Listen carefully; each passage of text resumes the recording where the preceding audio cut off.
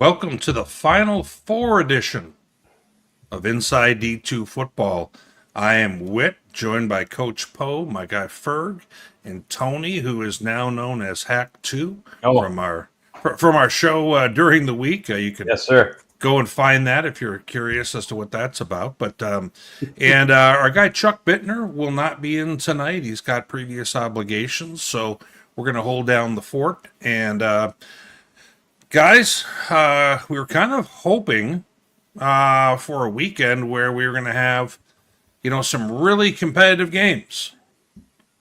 We had one, and Tony, we're going to take a look at it in a minute here with Ferris State and Harding. But if you were going to guess that one was going to be maybe almost the least competitive, I would have said you're crazy. So I think we were all on that in that same boat going into the weekend, Whit. So yeah, it definitely was a one-sided affair there in Big Rapids, no doubt about it. Well, we'll be talking about that here momentarily. We had some boots on the ground at a few games. Tony was at Ferris State. I was at Minnesota State Mankato, and I'm going to go ahead and kind of pull up, guys. What we have left. So if you're joining the show and you weren't sure how things turned out this weekend, this is what we've got. We've got Slippery Rock, who will be getting on a bus and taking a trip on over to Ferris. And then we've got Mankato, who will not be taking a bus, other than maybe to the Minneapolis airport. And they will go ahead from there and fly down to Valdosta, maybe down to the Jacksonville airport, I'm not sure, and then go ahead and play the Blazers. So we've got some interesting matchups here. Obviously, those are our winners. And we're going to go ahead, guys, and, kind of take a look. Tony, our first game that we're going to talk about is the one that a lot of people were saying this is the championship for D2 level of football. And it ended up not being the game that we were expecting. But, you got there. Much different weather conditions, kind of, week to week, huh? Yeah, well, welcome to Michigan in December. That's kind of how it works, if the lake effect systems come through and set up, you can get a whole bunch of snow, and you might have days like we did Thursday, Friday this week, where some schools were closed and you could go about 10 miles and the sun was out. So you just kind of never know. And all the snow that was on the side of the field there will probably be gone by the time Slippery Rock rolls in for next weekend, because they're supposed to get up into the 40s and have some rain and some wind here over the next few days. So in fact, a lot of the snow that we have here in Grand Rapids is gone. So that's part of how weather around here this time of year is. Well, I don't know if we're all that much different on the other side of Lake Michigan, where, if you take a look at Minnesota, where, you had 50-degree weather at the game I was at. So, Yeah. Kind of wild this time of year. But, Tony, you had a chance, pregame. You were moving around. You got a chance to see two coaches. Just happens to be the two coaches who have won the last three D2 national titles, kind of yucking it up midfield. Yeah, no. Well, I mean, obviously, if you get on enough, if you're in the stadiums early enough, you'll see that most coaches are pretty cordial with each other. So I'm sure they were probably both lamenting that it was a little chilly and that it would be nicer to be maybe hitting a golf ball somewhere where the weather's warmer. But I'm sure they were glad that they didn't have snow 2 weeks in a row. So, but yeah, no, it was a well played game in terms of not a lot of big time penalties and a lot of pushing and shoving and all that kind of stuff. And so I think the two coaches had their kids ready to play, and just Ferris had the better of it throughout most of this one. Tony, I had a chance on my trip to Mankato because of the fact that they were a later start. I got a chance to watch nearly the entire first half. And hopefully someone else was driving while you were doing that. Well, I was able to take the game in. I'll put it that way. But, by the end of the first quarter, Tony, I kind of felt like Ferris State had a formula defensively that was going to work against Harding. And I got the feeling that Ferris's offense just was so multiple that Harding was really going to struggle. Did you kind of walk away with some of those same thoughts? Yeah, I actually, was up in the press box for halftime, and Rob Bentley and Sandy were nice enough to ask me to join them for their halftime show on the radio broadcast, and I told them going into that I thought the game was already over. I mean, you could just sense that Ferris was doing such a good job in the middle with their tackles and their linebackers, and taking away anything that Harding was trying to do in the middle. And then you could almost kind of see there for a while, like Harding was trying to just run wide as much as they could. And I think they did that knowing full well that Ferris's speed sideline to sideline was still going to be a massive issue for them. And Ferris did a great job tackling yesterday. So even though the plays weren't working, I think maybe they were almost hopeful that they were just going to maybe wear Ferris out a little bit by making them just run. The problem is they couldn't stop Ferris's offense, and if you're going to tire somebody out so that you can get them in the middle, maybe as the game progresses, you still got to be in contact with them score wise. And Ferris pretty much had their flight plan in motion, and they were ready to rock when it came to what they were doing on offense. And I think throughout this game, you saw that. Trinidad Chambliss obviously presented some challenges for Harding that I don't know that they had seen much of throughout the year. He didn't put up gaudy rushing statistics. He just was always effective. And so it wasn't always like these big broken runs and all this other kind of stuff. It was just a lot of 4, 5, and 6, maybe 8-yard runs where the offensive line was getting good push. He was making a guy or two miss. He was just getting lean. And that sometimes is just the core of what Ferris tries to do to you on offense is just push you around. And then when you're thinking, okay, we got to find a way to gum it up and take that away, it's quick outs. It's maybe a quick draw or trap the cannon catcher, and just everything that Ferris was doing offensively just had a good rhythm, a good scheme to it, and it really just put Harding under the type of duress that I don't know that they saw a lot of throughout the bulk of the year, and it just started to show. As you work through the second and third quarters in particular. That's where Ferris really got it going. And the one thing I'll say, and maybe in Harding's defense a little bit too, is I think as the game progressed, they started to look a little tired. 3 straight weeks on the road and having that, even though they dominated a couple of games, you still played Pitt State and Grand Valley, and those are two of the more physical teams that you're going to play in the country. To say that Harding maybe was, fully the battery was all the way recharged going into this one, I don't know if I would necessarily, based on what I saw, I don't know that I would say that. There was a part of me that kind of felt like Ferris, or when Harding comes in, and they're naturally going to think, okay, Ferris is very similar to Grand Valley. These two programs and the way that they've traded wins against each other in the last handful of years and things like that, and then they're able to find how Ferris was a different defensive team. And that first drive, Harding finds themselves like 3rd and 10 right off the jump. Yeah. And all of a sudden, I mean, they were able, there was a blown coverage by Ferris. They were able to hit a guy wide open, one of the only guys on a pattern. And after that, though, the idea of throwing the ball when they really had to, on the 3rd and 8s and 3rd and 10s, I just thought that was something where it was such a fish out of water, with them being doing that well. And, there was a play in the second quarter where they tried to loft one up, and it was kind of between two guys and right to the safety. It ended up ending one of their drives. And then they end up having a turnover shortly thereafter on a sweep. Braden Jay, wasn't able to come up with it. And Ferris made him pay for those. And all of a sudden, we got 20-0 at half. And, we're going to have some video. We're going to watch of it here in a moment. But it just felt to me like the way Ferris was playing in terms of their approach was something that Harding was going to have a hard time figuring out how to counter. Because they were having to try and go outside. And Ferris had enough speed to get outside.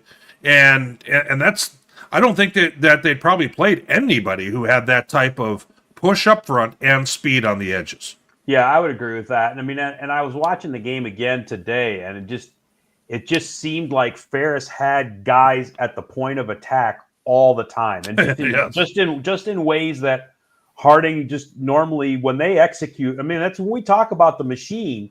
Part of the machine is that they're able to get guys into position to make blocks, and you don't necessarily know how they got there, right? I mean, and it sounds a little silly, but it's the idea of, maybe they pulled somebody from the backside that you're not thinking, or a receiver doubles back from across the formation and all of a sudden is there to clean out a linebacker for a cutback lane. I mean, there's just a ton of that they do. That scheme is complicated, but it's brilliant, right? And then and when it works, there's always a hat there to get somebody out of position or seal somebody off so that the person who ends up with the ball can make a play. And there was none of that yesterday. And I mean, you mentioned Braden Jay, he was a non-factor. Right. I thought, there were times where, and actually we talked about this at halftime with Sandy and Rob, I wondered if maybe we would have seen Cole Keelan run the ball by design, maybe just a hair more in the second half. I don't know that we really did, but I mean, like I say, it just seemed like no matter what Harding was trying to do, Ferris knew what was coming. I mean, guys, Harding had 43 yards rushing at the half. That just tells you everything you need to know. When that's your bread and butter and you're averaging 4.25 or 450 a game and you get 10% of that in a half, you got a problem. And Ferris, to their credit, it's funny. I was talking to a couple other people during the game yesterday too. We always talk about how Ferris plays with a certain risk tolerance. Yeah. If you really watch them this year, their ability to not make mistakes or not even put themselves in a position to make mistakes has been far superior over the last probably 6, 8, 10 weeks than any season I've seen them. The number of interceptions, and particularly bad interceptions, was extremely low. Or bad penalties. Bad penalties was much less than in past years.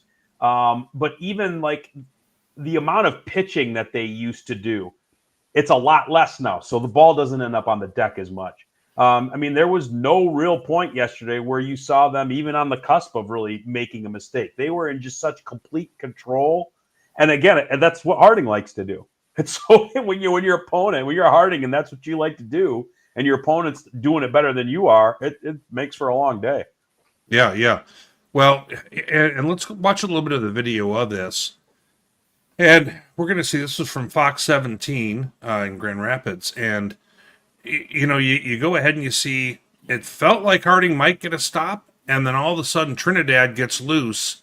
I mean, he goes back like he's going to throw. I think it's a designed run, and he takes off. Yeah. And, here was the other thing, Tony, is all of a sudden, they're able to run a dive. They're able to go ahead and throw the ball to either side. Then they throw the ball down the field. Then Trinidad runs. And, I mean, you just look at him. I mean, he's making a case real late here for maybe should he be further up in the Harlon Hill. And maybe that's too much of how he's been in the playoffs only, because let's be frank, he's not going to have the numbers during the season that we would see from a Zach Zabrowski. But at the same time, man, I feel like he's making an interesting push at the right time for that, Tony. Well, he is, and it's from the standpoint of he's as important to his team as any other player to any team in the country. His play, particularly since week 0, at Kearney Smith, has been just continually improving, and that offensive line's gotten better right along with him. Every guy at the skill position on that offense plays their role perfectly, and he's a great distributor. And again, like I said, he's been very careful with the ball. He had a couple of mistakes, I think, against Saginaw Valley, maybe one against Davenport, where you kind of look at that and say, oh, okay, is this the normal Ferris that we're seeing? But you got to keep that through the lens, too, of, those are both schools coached by former assistants, so they know kind of what's coming. Familiarity, yep. Yeah. So with that familiarity, and that's part of what you see in the GLIAC, that's sometimes one of the things that people miss about, these GLIAC teams, especially when the coaches stay around for a while, you start to get real familiar with each other, and that's why sometimes you see teams that you don't think are, necessarily national caliber, potentially, they'll give Ferris or give Grand Valley or somebody like that a hard time. Well, that familiarity really feeds into that. when you get Tony Nese and his scheme against teams that just aren't used to it, again, that's the same thing that, Coach Simmons relies on, I think, a lot of times once you get into the playoffs. It's real hard to prepare for something like that in a week. Well, yeah, he saw how hard it was to prepare for Ferris in a week. I think there's a lot to be said for that, Tony, Yeah. because, I think there's folks who go, okay, well, is UCO that bad? Or is such and such that bad? Well, when it's a brand new team that they've never seen before, it's a lot different than playing them every year. And I think there's definitely something to be said about that. But Paul Simmons chatted a little bit after the game in the presser. Let's hear what he had to say, guys. And Wesley Coleman, Coach, we'll start with you. Just overall thoughts on that contest. Well, the first thing I will say is we want to give, obviously, tremendous credit to Ferris State, to Coach Nese. That's probably the best team that I've ever coached against. They were so explosive offensively, and so many times we were in the right position, just couldn't get guys tackled.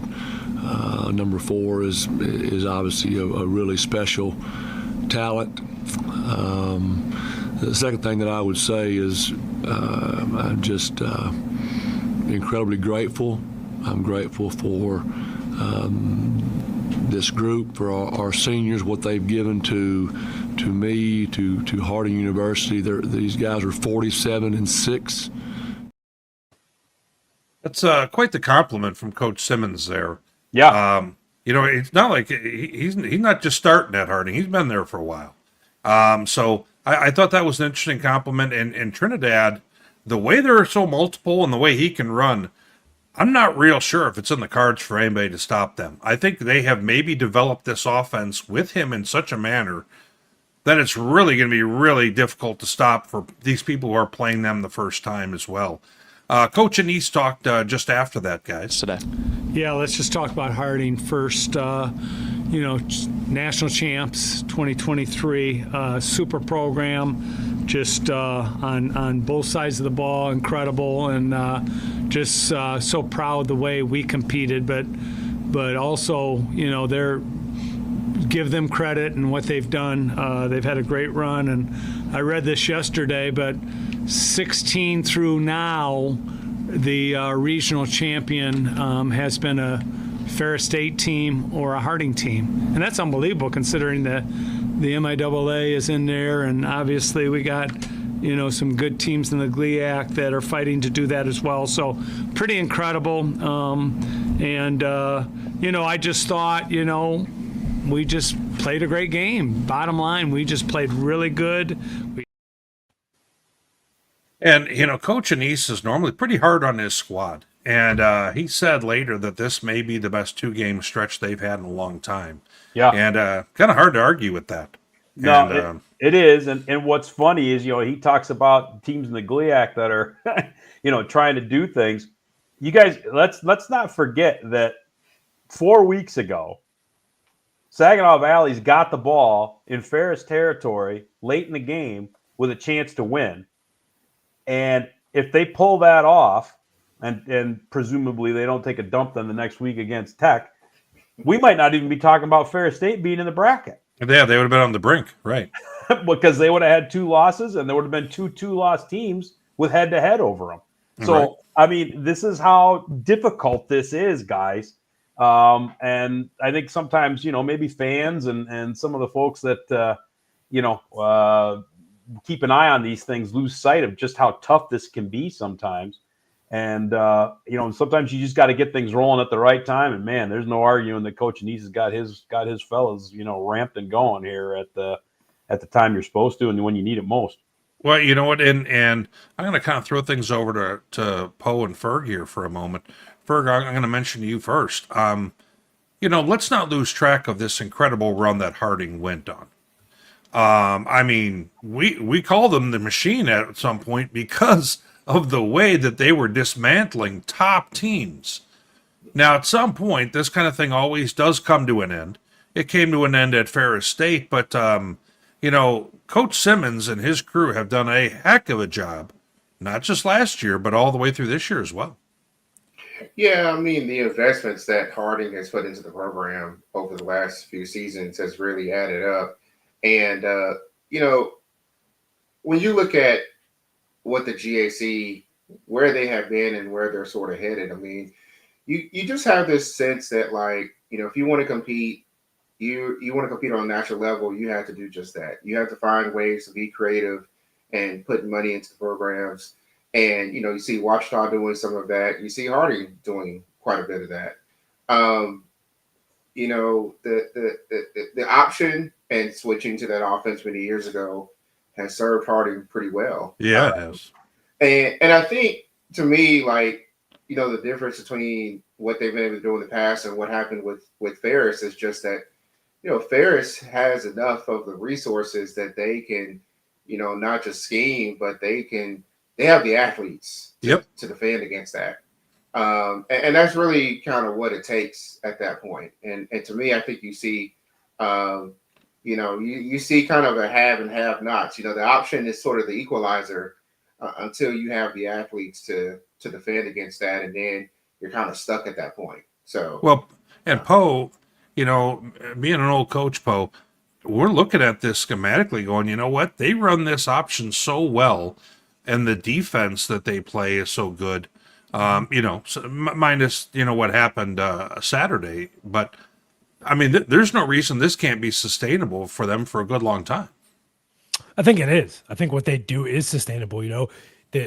The offense they run is very systematic. It's a very it's a teach heavy offense. And what I mean by that is you teach the offense and you have to execute it. There's not a lot of wrinkles week to week. It's a teach heavy offense. You look at the defense, they build a solid defense. They don't make a lot of mistakes. They get turnovers. They do all the things you want your defense to do. And Harding is just kind of, it's easy for them to recruit. They have found a method schematically that works. And then you just recruit to that. And they've done a great job of it. Coach Simmons has done a really, really nice job of going out and finding guys that kind of fit that mold and getting them in there.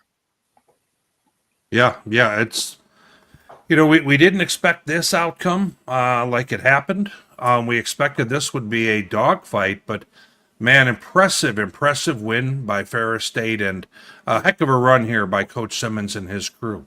Wait, can I say one more thing real quick? Absolutely. I thought you made a really good point when Tony was talking a little while ago. I mean, it was a couple weeks ago where this thing could have went the other way for Ferris, and it's almost like they're peaking at the right time. I think that says a lot about Coach Anise, right? Like, he has had to find his way with different guys, and I think it shows how good of a coach he is and what his staff is able to do, where you kind of take the pieces you're given and you figure it out. And it may not be perfect week one, but come this time of the year, you're playing your best football. And I think you said it earlier, I think they've played their best 2 games the last 2 weeks. So it's a huge credit to those guys as well of what they've been able to do, because playing Harding is not easy on a short week, right? Like, you have 1 week to prepare for option football, and you go out there and you do this to them. So, I mean, I think that's a great job from Coach Anise and his staff. Well, while the other game, this game was the one that was getting obviously the most eyeballs. We're going to go ahead and take a look at the other 3 nonetheless. And guys, we have 2 games that we weren't able to get, news video from or something like that. We can't use the ESPN highlights, for licensing and so forth. So the Slippery Rock game and the Valdosta game will both not have live video. We'll go ahead and I'm going to talk for a moment here about the Slippery Rock Cal game. I watched it this afternoon after I had a chance to get back from my game and get comfortable. And I tell you, in watching this game, a few things really stood out to me. Slippery Rock got beat by Cal 28-7 when they played during the season. Slippery Rock got after Cal in a hurry in this one, and Braden Long was able to go ahead and hit 3 fades down or shots downfield that all were either scores or led to scores, and he was extremely efficient, and they were able to run the football this time around, which they weren't able to do against Cal. Cal had plenty of chances in this football game that frankly didn't make plays. They had chances, end zone shots, things like that. Guys just weren't able to come up with them. Then to Slippery Rock's credit, they were able to get to the quarterback, force some turnovers, and they were able to build a 21-0 lead at halftime, and they were able to pretty much ride that on out. And Cal scored right after half. but Slippery Rock kicked a field goal to kind of keep them at arm's length and then scored again. And at 31-7, heading into the early fourth, that game's pretty much over with. Really impressive win by Slippery Rock. And, we're going to go ahead and take a look at some of the photos here that we were able to get. And they got to the quarterback early in this football game. They got a stop, then they got a fumble. And I was really impressed with the ability of Braden Long and his ball placement and being able to go ahead and hit his guys when he needed to. And, this ends up being a game where, now we've got another team in this mix, in this Final Four, that's got experience in being this deep in the tournament. Slippery Rock was in the Final Four in 2019. They hosted Mankato. Mankato beat them in 2019. But, Slippery Rock's got a veteran quarterback, and they've got a good defense. They're going to get after you. And, I'm not saying that anyone right now is going to be able to touch Ferris with the way they're playing. But to their credit, Slippery Rock is playing their best football of the season right now. So, Poe, we just talked about a moment ago with Ferris. Now, all of a sudden, we got Slippery Rock there as well. I think all of us were kind of split on this game, guys. But I don't think any of us had a blowout. No, no, it definitely didn't win. I thought I kind of, as you looked at it, and I think I took Slippery Rock last week, and one of the things that I looked at is just how they were trending after that loss against Cal, and what were they doing since then. And they were playing some really, really good football. I think it's really hard to beat a team twice. They know what they're going to do. They've played so many times here in the last couple of years. But I think one of the things that really kind of shocked me was they got out to a really, really fast start. Slippery Rock scored. It was 21-0 at the half. Right. I don't know that I saw them holding Cal scoreless in the first half and having a 21-point lead. That just wasn't there for me. And then at that point, you felt like, if second half, you come out, you execute, you sustain some drives, don't turn the football over. You've set yourself up really well here in the second half to win this football game. I thought Slippery Rock did a nice job of that on Saturday. Yeah, absolutely. So as we know it then, Slippery Rock will be going to Ferris State. We weren't sure, and then at about 7:00 p.m. Central Time, they came up with those announcements last night. So that's going to go ahead and kind of lead us to the winners of the other games. So as we kind of move forward here, Virginia Union at Valdosta. We were also split on this game a week ago. And, we end up seeing here Valdosta ends up getting a few scores right before half, really extends this game 28-7, whereas there was a point, Ferg, you and I were talking about it earlier. This was a 14-7 football game. Valdosta's punting the football. And for about the last 5 minutes or so of that half, things took a real bad turn, for Jada Byers and for Virginia Union. How did it look through kind of your lens? Yeah, well, it looked like the meme where the guy's cheating on somebody and he decides to drive off a cliff and then answer the phone. I mean, it got ugly really quickly. Not only did you have that fourth down conversion to help there with converting, but the two drives after that, I believe, if I remember correctly, were Jada Byers fumbling the ball away, and that's very uncharacteristic of VUU. Now, VUU stopped Valdosta on one of those fumbles from scoring, but then he fumbled the ball away again, and it's right at the end of the half, and like Sammy Edwards throws a long pass. I think it was Roddy Bullard to extend that game to 28-7. Well,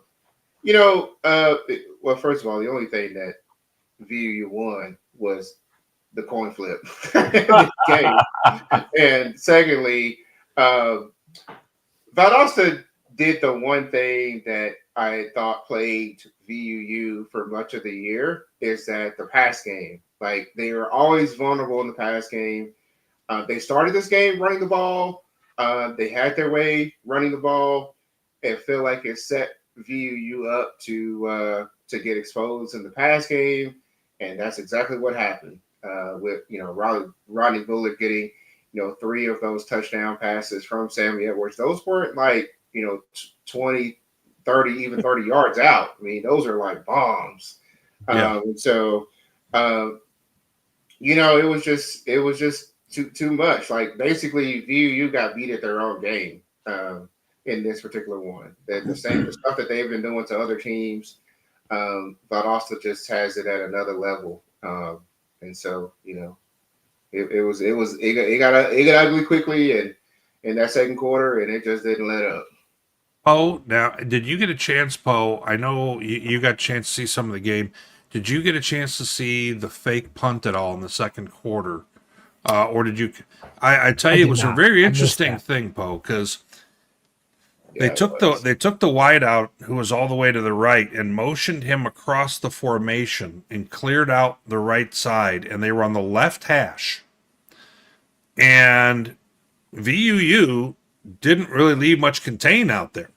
They had a guy like even with the end of the line, and all of a sudden they just snapped at the up back and did a sweep for about 30 yards, and it was like, wow. And they had seen that on film apparently, and a real big play in the football game, because otherwise Virginia Union's down 7 getting the football back before halftime, after just scoring on a drive, and then something that we haven't really seen a lot in the past is, Coach Poe, this Valdosta team now runs the football well enough that can really set up the deep ball. And, Sammy threw for 302 and completed 13 passes. Jeez. Yeah, average 23 yards a completion. I mean, that's insane. I mean, I think that talks about we talk about playing a complete game, and Valdosta did that on Saturday, right? Like you just said that they rushed for 223. They opened up in the passing game, and he's taking shots for 23 yards of completion. That's insanity. You know what I mean? To finish with that stat line right there, if you're Sammy Edwards, I think it shows that complementary style of offense that Valdosta has developed. They were able to run the football early, set the passing lanes up there late, and take advantage of kind of how Virginia Union was playing their defense and their adjustments to take away the run, and then they were able to take advantage of it. I thought, when you talk about the fake punt, it's interesting right there in that scenario. When you motion like that, right, like you get to see if they're in man, and if they're in man and they run with it and that corner goes, it's there. So it's actually a pretty unique situation. It's pretty good for Valdosta, because you don't. What I'm sure they saw something on film that triggered them being in man in punt, and if he carries it, you run this the fake. So I'm sure it was a call that Coach Jackson and staff put in. It's awesome to execute that. And as a special teams coach, you love when those things hit, because you're like, hey, it works. We didn't just practice it all week for no reason. But those can be the backbreakers, like you just talked about, like that led to that score there at the end of the second half. And that makes it a 28-7 game or whatnot. I mean, it could be that momentum taker, if you will. And Valdosta executed it. I think something else to keep in mind was Valdosta's defense stepped up and answered the bell. Yes, right? they They did. allowed 227 yards. And the one thing we talked about, Ferg, you and I have kind of gone back and forth on, if you're going to beat Jada Byers, or if you're going to slow him down, if you're Virginia Union, you have to be able to throw the football. You've got to take advantage of what they're giving you, kind of like what Valdosta did. And they weren't able to do that. They were held to 88 yards in the air. That's not a good recipe for success. And Jada Byers fumbled it twice. That's big in a game like this. You can't give the football away. Possessions are precious, and if it happens at the wrong time and that momentum goes away, it is really hard to get back. Momentum is something, as you guys know, right? Like, you can't quantify momentum, but it's a real thing, and it'll hurt you now if you let it. So yeah. Well, and I thought the first half, Ferg, was a feeling out process. Valdosta has not played a team this physical, and you could tell that first half. I mean, there was some hitting going on, and on both sides. Yeah. And you look at their safety for Valdosta, Larry Elder. He comes up and hits, and both times when Jada fumbled, he was involved. And but let's go ahead, guys. We're going to listen to Alvin Parker, the coach of Virginia Union, here talk about obviously this outcome wasn't what they wanted, but let's not take away from the season they've had. We didn't play our best, and that was evident. But that doesn't take away the remarkable season these kids had. And I don't want that to overshadow this. The guys had a heck of a season this year, broke a lot of records, made a lot of history, and I'm extremely proud of them. Again, they're going to probably soak in this a little bit more because they feel like they didn't play their best today. Berg, do you think this is the best CIAA team in a bit of time? I would say the Bowie State team from 2018 was just as good. They didn't get as far because they different identity, right? More of a defensive football team. Well, no, they were very offensive heavy. They were like Amir Hall was on that team. Oh, you're thinking of that Bowie. I'm thinking after. Yeah. Okay. Yeah, Okay. but they ran into the same school that plagued CIAA schools, that Valdosta State, man. They ran into them in the second round that year, and Valdosta blew the doors off of them then.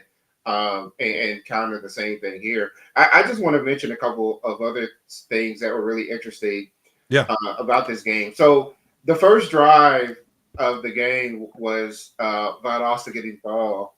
They held the ball for like nearly the entire nearly half of the first quarter. Right. So that alone just said, part of their game plan just felt like early on we're going to play keep away. And maybe they made the adjustment to go to the pass game because they were very physical in the way they ran the ball, and just those road graders of the offensive line just sort of paved the way for Alfonso Franklin and company. The other thing that stood out was the conversions, third and fourth down conversions. They were 9 of 15 on third down. Wow. And constantly they were getting into 3rd-and-1 situations, 3rd-and-1. And it's like, what are you going to do? Like VUU, that puts a lot of pressure on that defensive line in particular, and you're already having trouble stopping the run game. And all Valdosta did was just run straight at them. Right, and then every once in a while when Sammy'd get in trouble, he uses his feet, and all of a sudden we're moving the chains again. Right. So more importantly, they actually had, in addition to the fake punt, they had other opportunities for fourth down. They were 4 of 6 on fourth down.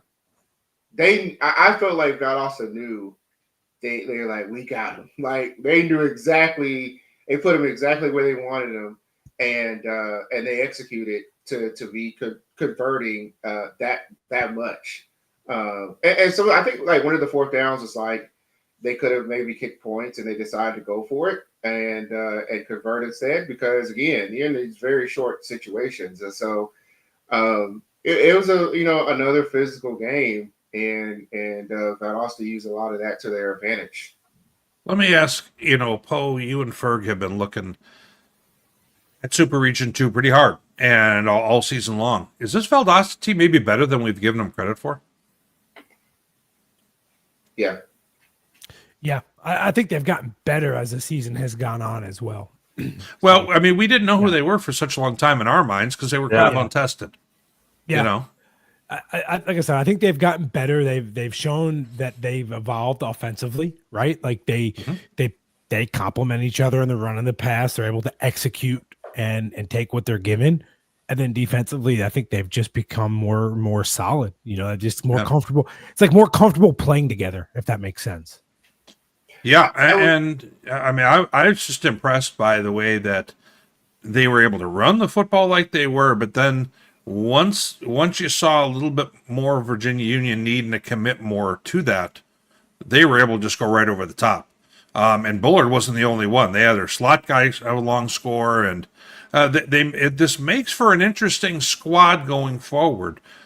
Because I don't think that we've known exactly who they were all this season until just recently. And they're going to be a heck of a tough out. But let's listen to Coach Jackson, and then we'll kind of wrap them up here. Proud of our players, our coaches, They did an awesome job this week. We sat here a week ago and we didn't think we played very well. We were really disappointed in the way we played. I thought they answered that bell, not just in the game, but they answered it last Sunday, Tuesday, Wednesday, and Thursday, and then capped it off yesterday with a great day. And then we got the results that we were looking for on today. So we're excited about where we're headed. We're going to enjoy this one for a little bit. Certainly, again, want to say how proud I am of these three guys and the rest of the collective in that locker room. You want to know what Coach Jack is thinking? He's going to tell you. I like it. You could tell a week ago that even though they won comfortably, that he wasn't real thrilled with their performance. I think that he understood the quality of opponent they were playing, and that this was a hang your hat on it kind of win. I want to say one thing that is intriguing about Valdosta State. Whit, you asked, like, are they a tough out? I think they've become a very, very tough out because they play really, really good defense. And if you play really good defense and your offense can be explosive, you got a chance in every game you play in. And the defense has gotten better and better. They've gotten tougher and tougher to score against. I think they've become a very tough out. I think they have as good a chance as anybody to compete and, not to look ahead, but to compete and win the next two games. So it's not past them, I don't think. I think all that's true, Poe. And I think one of the things that I'm stumbling into with Whit is there was just so much we didn't know about him, right? Mm-hmm. I mean, they beat Delta, but it was kind of an iffy game, right? Then they don't play West Al. And I mean, even on your show for SR2 a couple of weeks ago, I'm talking about, boy, that West Al, man, we don't really know what they are. And then they lose, right? And North Greenville plays them tight. North Greenville plays them tough. And then, they beat West Florida, but I don't know if West Florida was as much of what maybe we thought they might have been at a certain point in the season. So it's just like you're looking at their body of work and you're like, boy, maybe they're not that good, or maybe they're just really good, and we just haven't anybody seen them, really have to push them yet to know just how good they are. So we're finding out now, and obviously over the next week or two, we might find out even more. Yeah, I'm encouraged by it. I think it makes for a really exciting tournament. So, guys, I was, of course, driving to my game while these other ones were getting to half, and because my game was a little bit later. And so I arrive in Mankato and go park my car. And I tell you, the Bemidji State folks turned out big time in this game. And I was really impressed with that. Now, for those who don't realize, I mean, they're 4 or 5 hour drive away. It's not like they're, right down the road a half hour or something like that. They're well north up in the state. And they have, I tell you, I get out of the car. They're calling me over. Hey, you're the D2 guy. They're a fun group. A lot of them watch our show and, kind of enjoy the whole process. And so, when they came up short, I certainly felt for them. And they may have tried to force me to do a shot of Fireball or two. And that's their Yes, that's their customary thing there. And but they had the food going. They had a great turnout. I was thinking to myself, these are my people. But especially when you start bringing out the food. But so let's get to that game, guys. Bemidji State at Minnesota State Mankato. It ends up, we're about 6 minutes before half, and Bemidji State is up 10-0. And I'm thinking, you know what? Finally, I'm going to get some of these picks right. Yeah, I wasn't holding my breath, Tony. But Mankato. You can hold it better than I can. I mean, Well, and then Mankato goes in the 2-minute drill and starts rattling off points right before half and gets the momentum right before the middle of the football game when I thought it was kind of Bemidji's to be had. And, we'll watch some of the video here in a minute. And, the Beavers get all the way down to inside the 10-yard line with about 20 seconds left. Had a few shots at the end zone. Came up short. And, Minnesota State bowled their necks again. It's kind of like, when's this ever going to stop? And trust me, I heard about it there, as I should have probably. But We've got some video here from Charlie Yeager, the sports director at Lakeland News. He was I chatted with him, kind of sharing some sideline space with him, and he went ahead and got some great video. So we're going to go ahead and take a look at that, courtesy of Lakeland PBS, and I'm going to play that right now. The start of the video might have some big fat person with a backpack there in the way. With I don't know who that was, but as you guys can see, good crowd. I mean, you can see that on hand there. Right away, they take Mankato takes a deep shot. Watson falls down. Great interception there, and the Beavers are up 3-0. And I'm feeling pretty good about my pick. And then as the game goes ahead and moves on, nice shot to the corner here. Now we're 10-0. Beavers 6 minutes before half. And I mean, that's a great turnout from the really Bemidji faithful there. Yeah. Sam Backer with a gutty run right here. Young player who runs hard. Could give Valdosta some issues.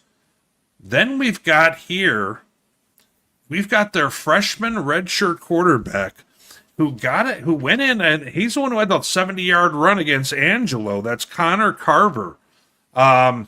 He's an animal. He's a freshman. And you see Hayden Eckern, just another day at the office, him scoring like that. Here's the freshman Connor Carver again. He gets loose and he ain't getting caught. This guy takes strides and he's going 5 yards at a time. And big, tall kid who is going to be the future of their program. I'll tell you that right now. But you see here, they hit Trey Watson in the corner. Mankato does for a score. They're down 23-21. Bemidji's got the ball at the goal. The freshman fumbles.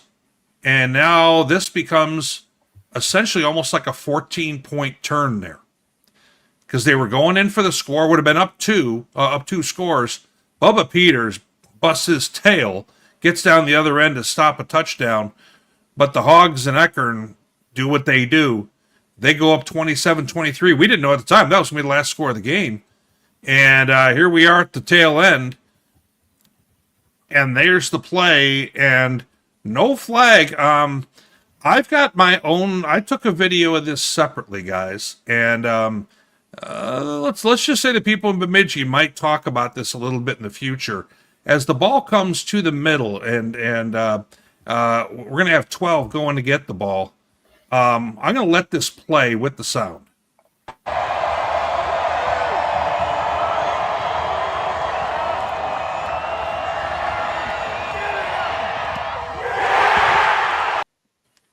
Maybe a little bit of a grab, but you know what? You can't expect to get that call in that moment. You got to just be able to make the plays. And you know what? Bemidji had their shots at it for sure at the end there from point blank, and they had no timeouts left, so they couldn't do a running play where they would try and score from close. And Mankato once again bulls their neck. Their defense does. And is able to turn the other team away. And Mankato, with a lot of Hayden Eckern running, he did a whole lot of quarterback power. He ran 18 times for 70 yards in this one, or whatever it was. And, Trayshawn Watson with a great score there. And the Mavs were, I think, about 230 yards of rushing in this game. So there was a little bit of that. Let's go power and play that kind of game. And guys, I'll be real frank. I did not think Bemidji State would be able. I thought they'd be able to slow that down a little bit more than they did. And Bemidji didn't have a sack in this game. The last two playoff games, they've been sitting at like 4 and 5 sacks each game, which has been a big deal. So, great season for Bemidji. As they mentioned in the post game, they came up about 4 yards short. Yeah, and that's pretty tough when the idea of going to the Final Four. And let's hear Coach Bolte, and then I'll listen to Coach Hoffner after that. Well, they do a good job. They get scholarship players too. Did a good job neutralizing us up front. We're beat up. I think everybody can say the same thing at this time of year. But they made more plays. Like, we had opportunities to make the play. I think before half, felt like we had the play bottled up. There's a few other plays that, I thought Ekron did a really good job. Sam Backer did a nice job today. Typically, we've been making those plays, and they made them today, unfortunately. So, give them props. And again, it was a battle. Like, it was a physical game, and they did a really nice job. They schemed us up. The quarterback run game was stuff that gave us probably, I would say, fits. We knew it was coming. It's hard to defend. They did a good job of it. And that was, I thought, going down the stretch, the hardest thing for Bemidji was Ekron running off, left tackle, and the way he does on that quarterback power. And guys, we've seen him doing that intermittently all year long. I mean, we saw that opening the season when they played Northwest Missouri, and he ran down their throats. Yeah. So I have a feeling that's going to be Valdosta's kind of first thing we need to try and figure out is, how do we not have that be a real thing? Now, Coach Hoffner also chatted a little bit in the post game as well. Questions? Thanks, Nick. Appreciate everybody being here today. It's so good to see some familiar faces, and awesome to come away with a victory. I think it was a very hard-fought battle. I think both teams had opportunities to win a football game, right? We've had nothing but nail-biters with that team the last 4 times we've played them. We've been fortunate enough to win games, but their players were nothing but a class act after the game, engaging with them. And, I'm sure it was a tough moment for their team, but a lot of jubilation, a lot of excitement, a lot of hugs, all that fun stuff when you win, right? But the game is so vicariously tough to win, and it's appreciative of all these guys' hard work. We had guys sit out a quarter. We had guys that didn't dress. We had guys that were on the men's. I mean, we said halftime, we've been down, and we've looked each other in the eyes. And our slogan for this year is to have faith, trust, and belief for the brotherhood. And that's what it's all about. So, if you're Mankato and you're taking a look at this, so far in these 3 games they've played, if you add it up, they have a deficit in terms of yards. They've gotten less yards than their opponents, but have found a way to win all 3 of these games. And guys, I'll tell you right now, there's something to the belief that they have in this football team, because every game that they're in, early fourth quarter, they're down. And they find a way to win. No different than this one here, as they hold Bemidji scoreless in the fourth, and they get the outcome they want. Berg, we know that you were a believer in Hoffner. We trust for a long time. Ferg, it feels like you could be a part of this football team with your level of belief in this group. Well, let me just say that I don't know if it was Western Colorado or Minnesota State, but somebody must have went to New Orleans and got some voodoo on Bemidji with the way that they win that game against Western, and they lose the game against Minnesota State with very similar play. It's just weird. You just don't expect that. I know it. Now, these 2 teams were just about dead even in this football games in terms of yardage. And, Mankato was able to operate and take care of business when they needed to. And, all of a sudden, they go from being the team, guys, that we thought was leaking oil at the end of the season. Well, they were, because, Duluth walked all over them in the last week of the season. We weren't sure if they were going to make the dance. And now all of a sudden, they're in the Final Four. It almost feels like we're March Madness and we're talking about a 9 seed making the Final Four or something like that. Right. But, well, fellas, after the game, I got invited on over for pizza, which, of course, I put up a hard defense against. But the Mavs Mafia brought me on over to, I'm not going to say the name of it due to our sponsor, but their pizza is close to the stadium, which kind of hints at the name. But the waitress apparently took this from an angle where Laker and I both look like we're pregnant. So I'm not forgiving her for that. But no, great people. And the Mavs Mafia, I am told, is now figuring out their plans to Valdosta. They're going to either fly into Jacksonville or Tallahassee or whatever it is. But, I've said it before, every team should have fans like the Mavs Mafia, good people, and one of our guys, Laker, here might even be in the comments. So, but, guys, speaking of pizza, our sponsor is still looking for people to go ahead and be franchisees. Boss's Pizza and Chicken. And that is a shot from their webpage right there on the far right. See the way we added an arrow to the graphic, guys? Oh.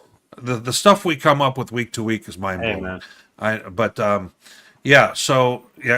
Coach Poe's sitting there going, I know there's something different about the screen. I can't figure out what it is. But you took the vegetables out of it. That's what. Yeah, we got the vegetable pizza. That was not getting strong reviews. But and then when I didn't endorse it, Tony, it went away. But before we get to the Harlon Hill Award and talking about that, and then also picking the games.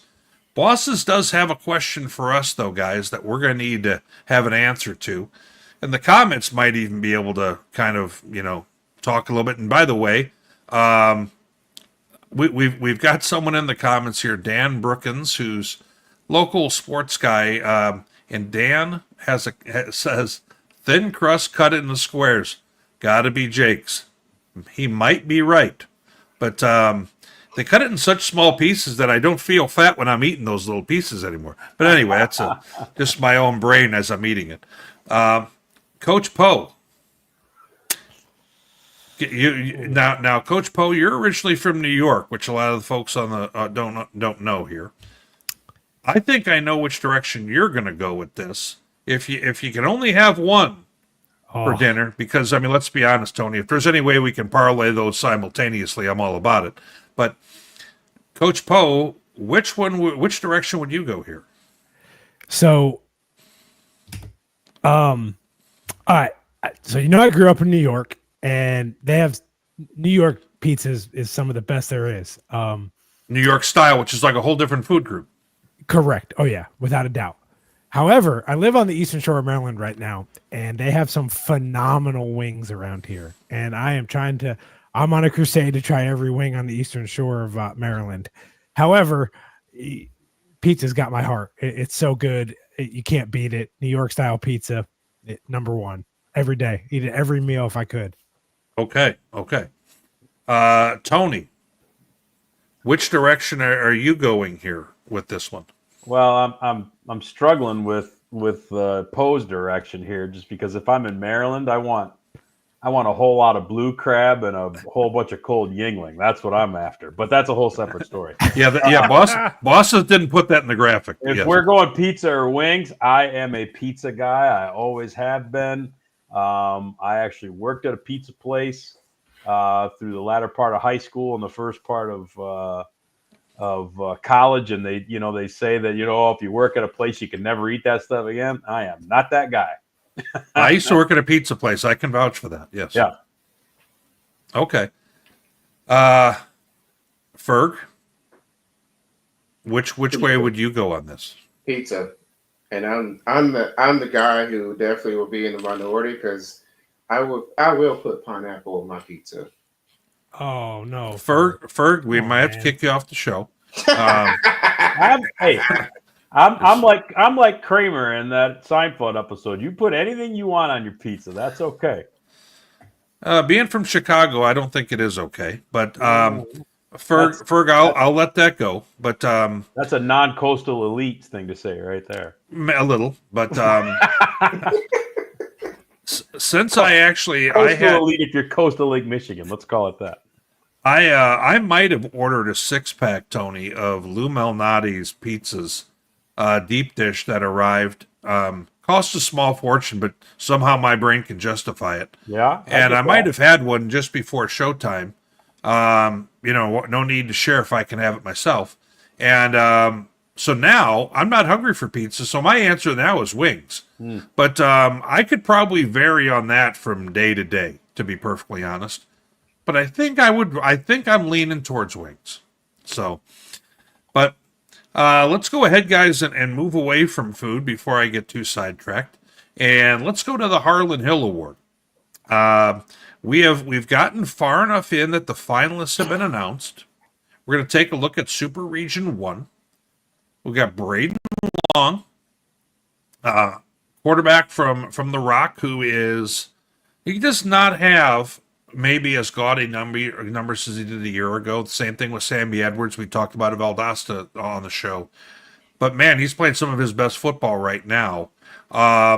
This is just a fierce field of 8 is really what – this field has gotten stronger as the year has gone on. Ferg, do you think Mr. Wright from Charleston, you still think he has a shot for the top spot? Or if you were handicapping the race, where do you think he finishes? Well, I've always felt like, and I've never got a clear answer, so maybe this is the question. When do they vote on Harlon Hill? Is it the end of the regular season? They vote in, I believe, about 1 week. Within this next week, they vote, and then they announce it on the 20th, if my memory serves me right. Yeah, and I've always been a little concerned about teams that don't make it past the first round of the playoffs because I just kind of wonder. You have fewer eyes than you do this deep in playoffs. Agree.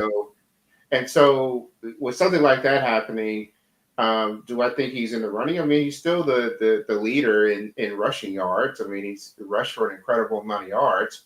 I think he may finish second or third in the race. But certainly he's still got a chance to win it all. I'm just concerned that, that first round exit really takes a little bit of shine off of the body of work, unfortunately. He loses some momentum for sure, yeah. And Ferg, in your super region, Sammy, talking about finishing strong, had a huge game the other day. Jada Byers didn't finish real strong, but at the same time, Jada has, there's no way that we can not look at his career and his whole body of work when thinking about Jada Byers. I know I can't. Now, I realize that he's second in rushing, but, the career he has and the name recognition, I think is going to still have him in the top portion of this, don't you? Yeah, the one thing about VUU is that with Jada Byers, even when VUU hasn't won, he still got 100 rushing yards out the game, and he did against Valdosta. So, he's still very productive. Teams are scheming against him. The coaching staff tried to work around that by trying to get him the ball and in the passing game. And also he does kicking and he does returning. He does do punt returns.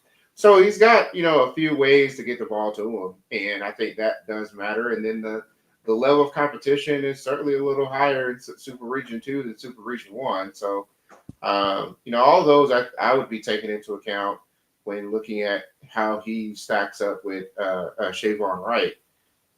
Now, the flip side of that with Sammy is, we saw how good Sammy Edwards is, and we knew that he was capable of that last year. And they went to that in this game. They went back to Sammy and showed how good he was. But Valdosta, the way that they built their offense this year, the numbers are not going to stand out on the page. So if you're just looking at numbers, Sammy's not going to get the votes. Right. It's kind of not. It hasn't been the year that he's being featured. Right. Yeah, I would agree. Tony, we kind of alluded to this a little bit earlier. We're going to take a look in a moment. Zach Zabrowski had a bowl game that he played at the same time as these playoff games were going on. But he still seems like he's got to be the overwhelming leader in the clubhouse here. Do you agree with that, Tony? Yeah, and I think partially because I almost wonder if Trinidad Chambliss doesn't kind of get the same sort of Sammy Edwards treatment a little bit. You know what I mean? Like, sure, he's critical to what his team does. He does a ton of great things, and he's put up gaudy numbers at certain points of the season. And yet at other points, he's done everything that his team needs of him, and that may not require him to put up big numbers. Whereas Zabrowski just puts up insane numbers week in and week out. And even when he didn't throw the ball particularly well, the other day against Permian Basin, he still ran it for like $138 and 3 touchdowns. So it's like, right.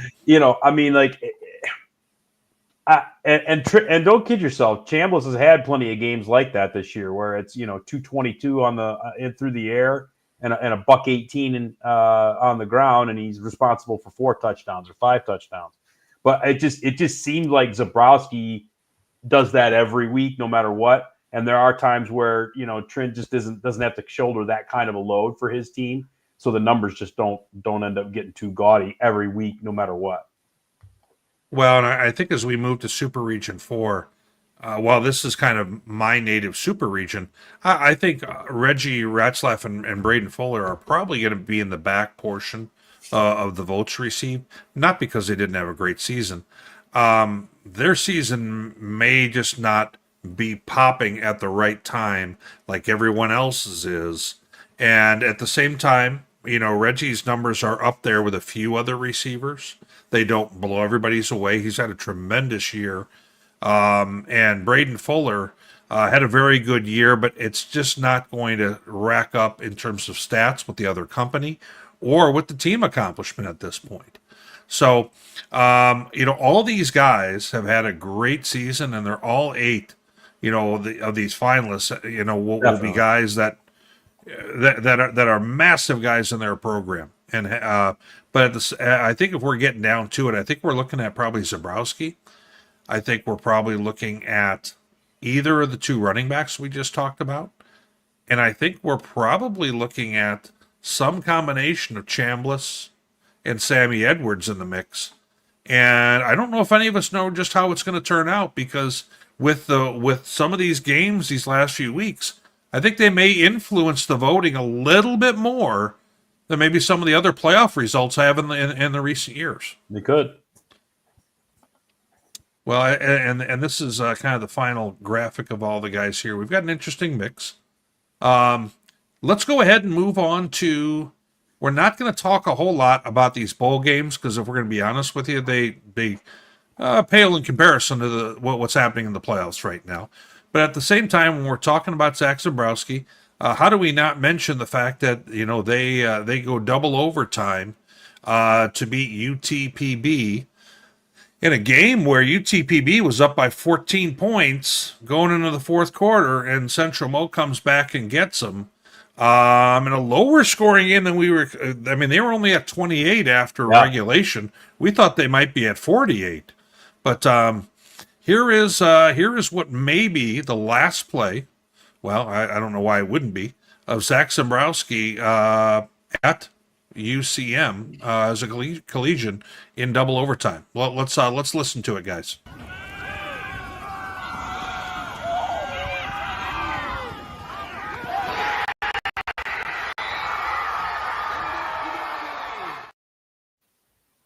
So, he walks it off on his last play there. Kind of an interesting ending. He did not have the kind of game that you would have expected from him. He was 20 of 47, got picked 3 times. Yeah. Had 2 passing touchdowns, rushed for over 130 yards with 3 scores. That's become a thing with him lately. But it's not like he finished what I would call strong necessarily. For him, strong would be 500 yards offense or something like that in his final game. So I don't think this hurts him necessarily in the race here for the Harlan. I think the folks who are going to vote for him are still going to vote for him all day long. It's just who's going to be the people who are going to kind of contest him at the top. That's what I think we'll all find interesting going forward. We also had at the Crossroads Bowl, I believe in Hobart, Indiana, Chicagoland, kind of southeast suburb. We had Truman State going here against Tiffin. I got to be honest with you guys. I thought Tiffin was going to win this football game. Ended up being a one-sided game the other way. The mystery that are the Tiffin Dragons.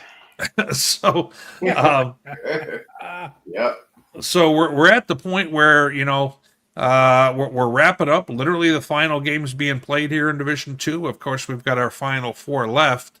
As we kind of push forward from here, guys, we do want to make quick mention of something that happened late last week.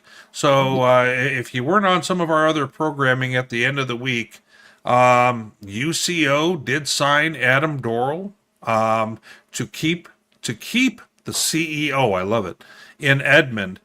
This was announced 15 minutes before Northwest announced John McMiniman as their head coach. Former Bearcat player, was at UCM as an offensive coordinator for years. Then was the head coach of Wayne State, and kind of brought them back out of the dark. And they were 7-4 when he was with them, with two top 20 wins. And some breaking news: Colin Prosser to the right side, who was the former Mankato OC back in 2019 and recently Wayne State OC and O-line coach, he will be heading on over to Northwest. So Northwest Missouri State's going to get Colin Prosser from Wayne State. There's also, in addition to this, the word is that they're going to probably look to keep co-defensive coordinator Chad Bostwick, which is certainly a name that a lot of people know very well in Maryville. And that's just the word that is. I've not seen that officially on there yet, but that's the word I had gotten. So, guys, we're mentioning this because this is some of the biggest news in Division II when it comes to coaching movement. We've kind of had a slower,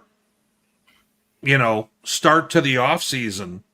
It seems like we normally have more movement than this by this point, but it's going to have a trickle down effect. You're going to have D1 jobs open, FCS move up, all that kind of stuff, and they become where you're going to see some guys from D2 end up moving up as well. So we always like to kind of break some news to you guys if you hadn't come across it already on your Twitter or other things of that sort.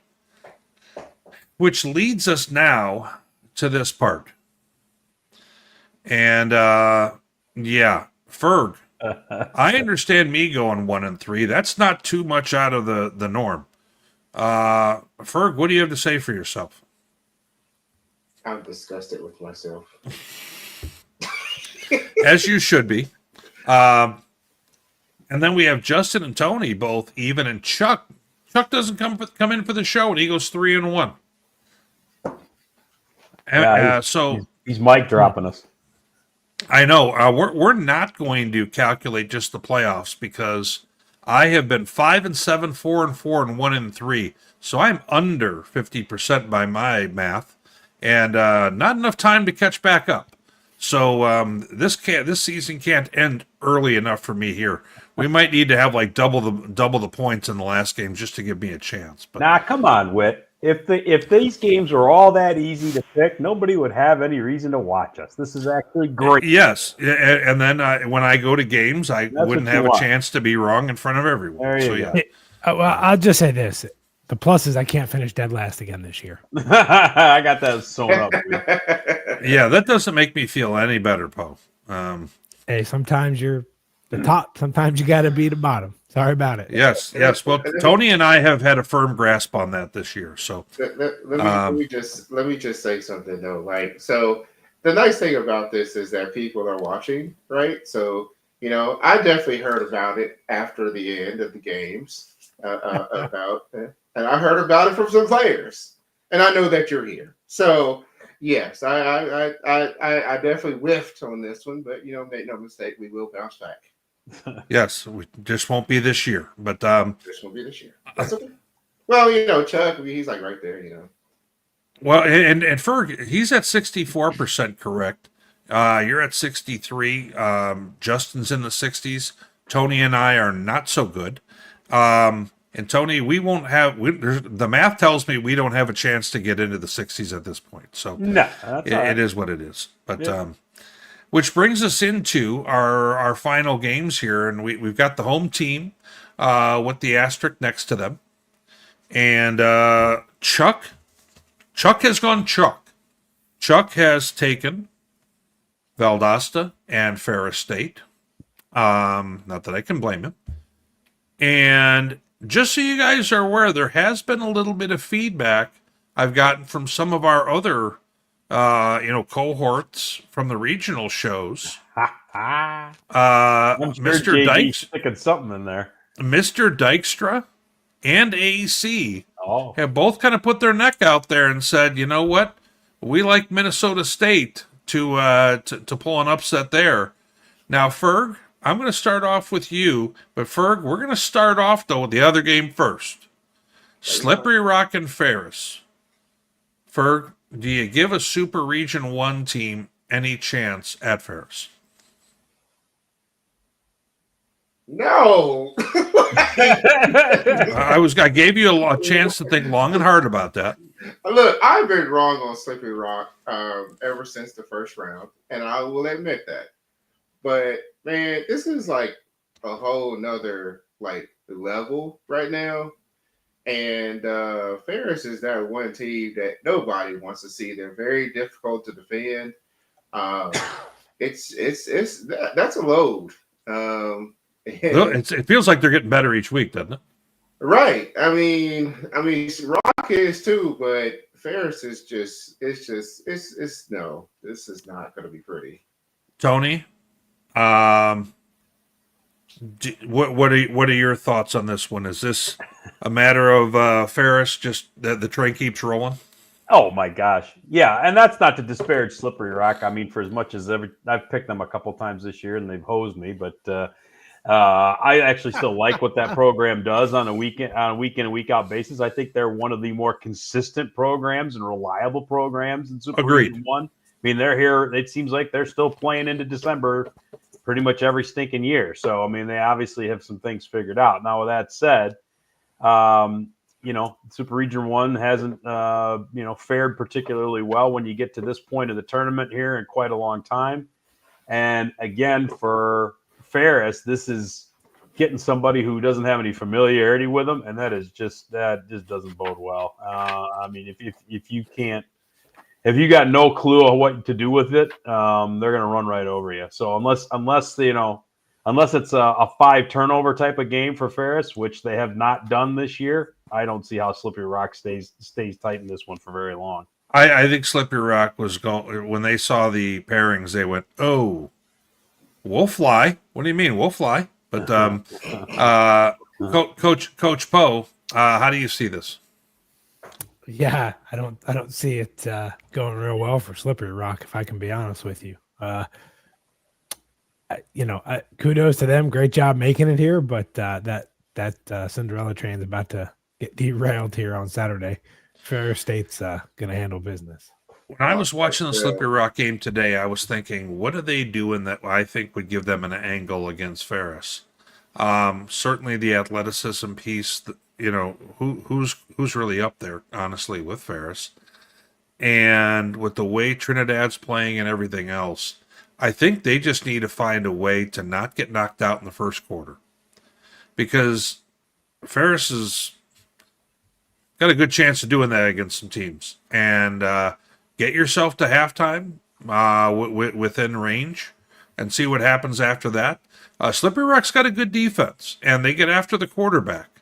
The problem is Coach Anise just doesn't really allow you to do that because there's so much other eye candy and things going on in the offense that you're busy, preoccupied with everything else. Mm-hmm. So I also have Ferris here. Now, as we go ahead and we move into Minnesota State making the trip down to Valdosta. Ferg, I know that you have a lot of mixed emotions with regard to Valdosta. You have schooling there, but at the same time, they've caused you heartache. How do you feel about this game? Are you trusting your feelings from a coach up north, or how do you feel about this? Yeah, well, this is a very complex relationship that Have you been on the phone with Coach Hoffner, giving him your thoughts about how they can beat Valdosta, given all of the past justice? Oh gosh. Well, also though, I need these final grades to be coming out right, and if I'm on the line there, I don't need to be swaying in the wrong direction. That's definitely some mixed emotions there. I can Oh, understand that. it is very mixed. Look, I actually looked at a couple of things when it came to Mankato, and I wanted to look at what happened in the games that they lost. And to me, it just seemed like those games they kind of had mobile quarterback. Also, teams were able to pass the ball a little bit more effectively, and Valdosta State kind of has like a lot of the pieces that those teams up north also possess that could give Minnesota State some fits. On the other hand, as physical as VUU is, Mankato is right there like with them, and as a physical team. So this will be another rock fight for Valdosta in the trenches.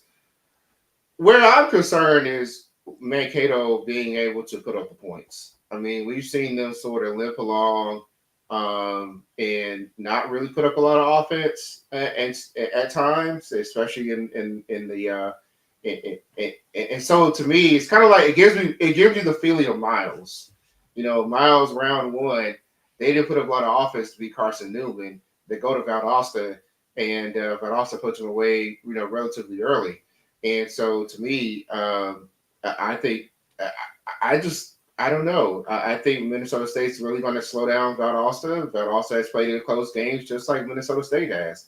I'm going to go with the Blazers. I'm going to go with the team. I think it's a little bit more consistent, has a little bit more options to work with, and see the Blazers to the to the finals. Oh, so does that mean you're going to be cheering for the Blazers as well, or is it just your pick and then who you cheer for could be otherwise?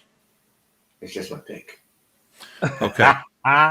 Tony, the way he said that tells me everything I need to know. Fair I'm Valdosta.edu. I am not VStateBlazers.com.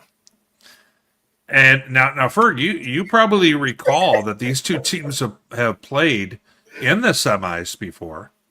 Yep. 2012, back when Mankato had Adam Thielen, and Valdosta went up there and won. I want to say it was 35-19. Don't quote me on that number. It was something like that. But Valdosta took care of business up in the cold back in 2012. There was 2012. I don't remember.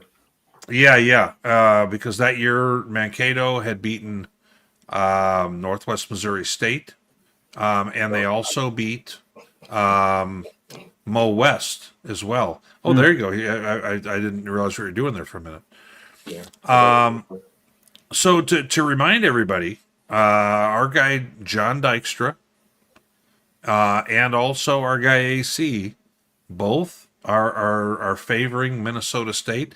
At least they were on Twitter. Maybe they don't really think that in person, but I'm thinking that's good enough. And John Dykstra makes an interesting kind of statement here in the comments. Real rankings, which would mean more like how we feel versus the criteria, maybe, would be Ferris 1, Valdosta 2, Mankato 3, Rock 4. I don't think that that's necessarily mistaken.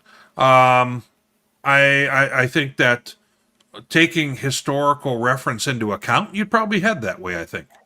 That said, I'm not going to be taking Mankato, which I'm sure there's an applause that's happening the moment they play this in Mankato, because I joked around with Coach Hoffner at the end of the press conference and mentioned to him, don't worry, I'll pick against you guys for a fourth straight week. And, they totally get it. And it's a matter of, I just think that I think Valdosta's got a lot of firepower. And I think that they kind of use it as needed. But right now, Poe, when I look at this team, Poe, I kind of look at them as they're essentially a running football team that'll throw it to be opportunistic and to go ahead and get some splash plays. But I just think that they're going to be too much in terms of speed.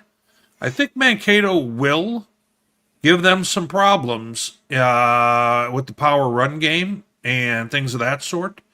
If Mankato can be within 10 points by the time we start the fourth quarter, oh boy, Katie bar the door, because Coach Hoffner and company know how to win games like that. Now, what's interesting, Coach Poe, is Coach Jackson and Brandon Anderson, his defensive coordinator, both were, defensive coaches in the Northern Sun during the mid-teens and went against Coach Hoffner. And so they're very familiar with what they're going to do, essentially offensively and how they go about things. So I think there's quite a bit of meat on the bone with this game. Now, Poe, do you feel that this Valdosta team is as good as we've been talking about, or does Mankato go in there and surprise them? Well, shoot, you know what? Every time I pick against Minnesota State, they damn break my dang heart. Every time they find a way in the fourth quarter to win. Well, imagine being me. You get to see him in person after you do that. But yes. Yeah, well, someone's got to take one for the team, so I appreciate that, Whit. I appreciate you doing that for all of us. I've definitely been doing that. But, no, that has nothing to do with that. Oh no. I mean, every time I pick them or pick against them, they dang find a way to win. But I do think I think Valdosta, if the way they're playing defense and the way they've played the last couple of weeks, is going to be really hard for Minnesota State to do some things offensively. It's going to force them out of their comfort zone. And then when you play really good defense and you're playing at home and your offense is multifaceted, right? Like you can establish a run and you can throw effectively, you become a really dang hard team to beat. And I think Valdosta State, they've played consistent. Yeah, and they found a way to win a couple weeks ago when they didn't play their best game. So I think when you're playing that well, you get a little bit of confidence about yourself. These games are all going to be tough. They should all be tight, close games. They should be at this point in the playoffs. But I think that gives Valdosta State an edge. So give me the Blazers in this one. Fair enough. So the four of us take the Blazers. Chuck takes the Blazers. Two of our buddies, AC, goes ahead and he says Mankato in all caps. Come on, AC, we can do better than that. And then John Dykstra as well, our MIAA guy. So apparently, you got my pick via telepathy. Well, I'm assuming we're because you were hinting kind of at how much you liked Valdosta. Do you think that Mankato? I was. Well, do you think that? I'm just messing with you. You didn't ask me for my pick, but I'm just messing with you. I am taking Valdosta. My rationale is this: we talked when the brackets came out that when you looked at Super Region 3, Ferris actually had the most favorable path, in part because they had the week off and the level of physicality that they had to get through their side of the bracket really didn't ramp up until they got to the regional final. I think Valdosta benefits from that same type of scenario, whereas Minnesota State has had to play 3 straight physical games in a row, a couple of them on the road. Now they got to go on the road again. At some point, it's how much gas do you have in the tank? And so while I think Mankato's physicality would actually match up well with Valdosta, and that game would be real interesting, I just don't know if they're going to have enough juice left. I did have a coach tell me that he thinks Mankato is going to win by 2 touchdowns. Well, is this a curling coach up there? A sitting D2 head coach told me that. Oh, well, okay, that's different. Yeah, he. So it's interesting. There's quite a bit of feedback about that game. But guys, as we go ahead and kind of start to close things out, I do want to go ahead and have on our list here Fox 17, Remy Monahan. Gosh, I could, but she's getting a lot of mileage here by me mispronouncing the name. And Charlie Yeager, whose name I didn't butcher. Assistance there with some highlights. I really appreciate that. Charlie kind of went out of his way to go ahead and provide a lot of stuff to us, including some of the post-game presser. Much thanks. And The Heritage Bowl for some video, Valdosta with some of the post-game presser, The Rock with the photos and everything else. For those who are Cal fans, you didn't see much Cal stuff here. They actually do a show with their coach later in the week, so feel free to catch up with that on the YouTube. There was we had a question in here in regards to. Let me get here, guys. As I kind of Matt had a question: are we going to be doing preview shows for this week? Matt, there's only 4 teams left, so there isn't really going to be much of a super region preview to do when the super regions are done with. So, in essence, this will be the last show that we have until next Sunday. So you guys are just going to have to watch this one a few more times. Make sure you watch it. If you watch it on Facebook, then make sure you watch it on YouTube so we kind of get a hit with each one of those. See what I did there, guys? Might be different. Let's go ahead after we mentioned all that stuff. I do want to go ahead and give a quick, interesting shout out. Not everybody's going to remember this, but I certainly do. Beginning of the season, Minnesota State, Mankato, went ahead and on the back of their helmets, they put this sticker for our guy, Brandon Meisner. It's interesting that Brandon Meisner, our guy, has made it to the Final Four now. He's made it to the semifinals, not with Northwest Missouri State, but with Mankato. So he is on the back of all their helmets still, and I just wanted to kind of point that out because, you know, our guy B is still going through rehab and trying to get better and everything else with that. Buddy, we haven't forgotten about you, and wanted to go ahead. It seemed like a good time to kind of mention that again. So, you know, for those who don't have any team to cheer for, that certainly is something to kind of cheer for there. But for those who have not subscribed to our YouTube page, what's wrong with you? No. Go head on over to YouTube. Make sure you subscribe here. Guys, we're going to go ahead and we're going to continue to try and have some good content on here. We still have our Elite 100 team that will be coming out, in future weeks on down the line.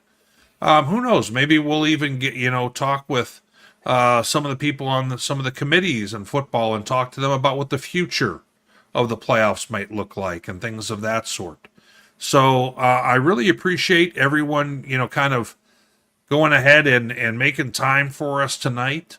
We've had a ton of engagement in the comments, and we're down to only 4 teams, but yet you guys are still very interested in our programming. And I had a lot of guys come up to me in Mankato and saying, you know what, I really appreciate what you guys do. And I want to make sure I share that with everybody here. Poe, wake up. The show's not over yet. I heard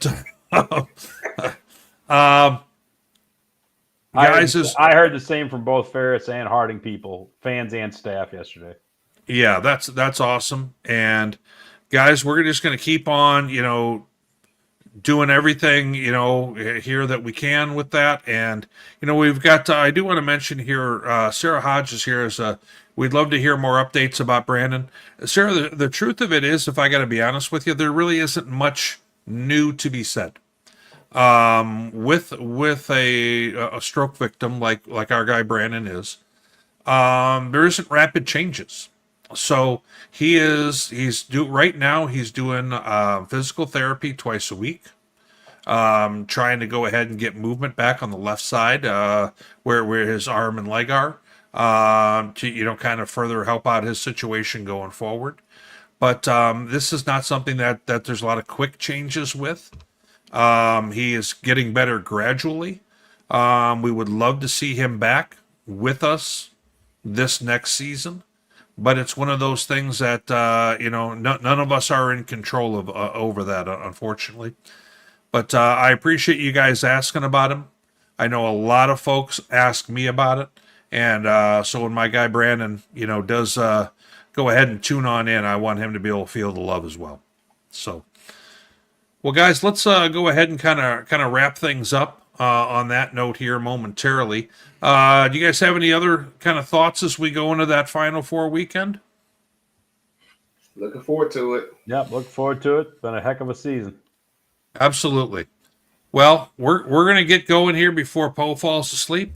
Thanks, guys, for everything on the show. We'll see you at the games.